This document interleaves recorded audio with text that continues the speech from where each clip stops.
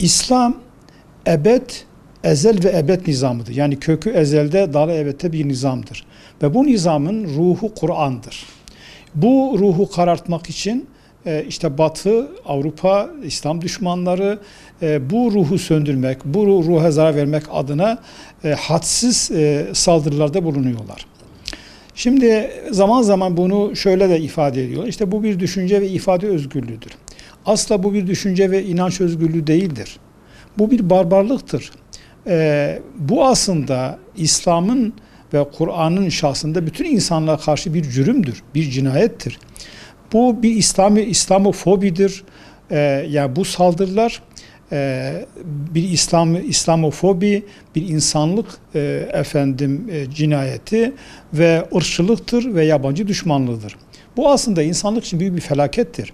Zira Kur'an ve İslam insanlığı sahil-i selamete çıkarmak için Rabbim tarafından bizlere ikramda bulunmuştur.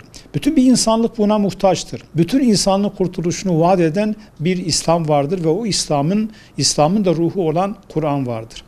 Maalesef Batı şu anda çökmüştür. Zihinsel dünyaları, fikirsel ve düşünsel paradigmaları çökmüştür.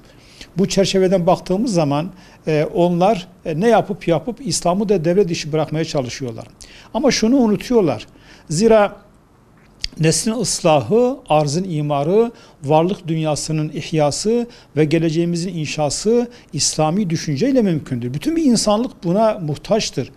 Dolayısıyla böyle bir nizamı alt etmek, böyle bir nizama karşı düşünce bazında ifadesini ortaya koyamayan Batı, Kur'an-ı Kerim'i yakmakla, ona saldırmakla tatmin olmaya çalışıyorlar. Peki bunu yaparken ne oluyor? Aslında bu insanların dirilişine, Müslümanların uyanışına, insanlığın İslam'la, imanla ve Kur'an'la uyanışına vesile oluyor.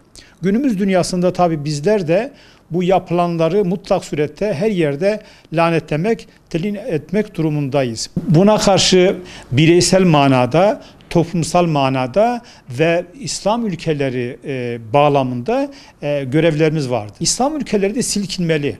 Onlar da bu manada bir araya gelerek birlik ve beraberlik içerisinde emperyalizme karşı, İslam düşmanlarına karşı birlikte olmak kaydıyla ancak bunu başarabiliriz.